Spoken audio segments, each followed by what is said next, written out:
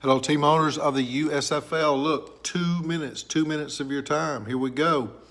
Draft night coming up this Sunday, 8 p.m. Central Standard Time, 9 p.m. Eastern Standard Time. You need to get in that draft room early.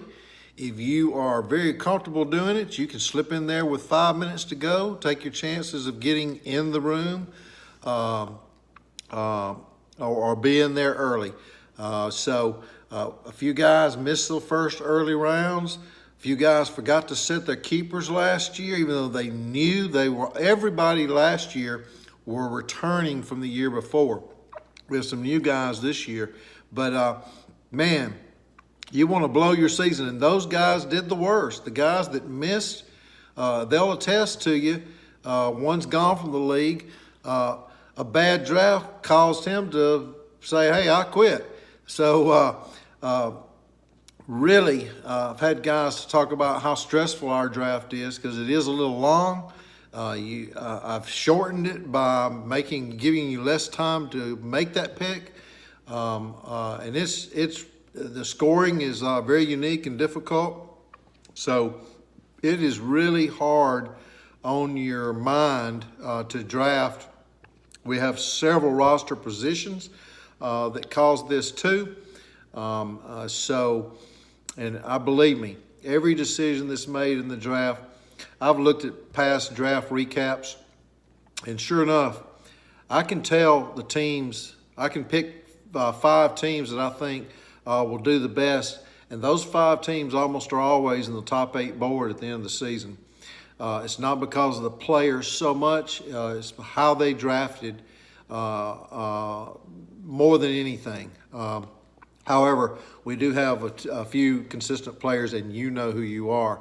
But look, draft night, there's only one thing for you to do if you're not going to negotiate a trade today by midnight Thursday night.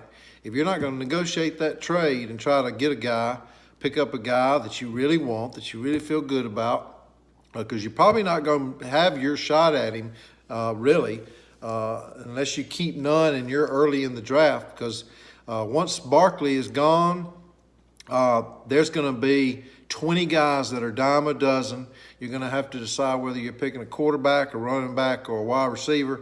And there's going to be a lot of guys that are, I'm not going to say mediocre, and I'm going to say there's not going to be some sleepers there, but the top 10, 12 running backs, the top 10 or 12 or 15 wide receivers, they're all being kept, and at least 10 or 12 quarterbacks. That's 37 to 50 to 40 guys right there that are going to be kept. So be careful with that.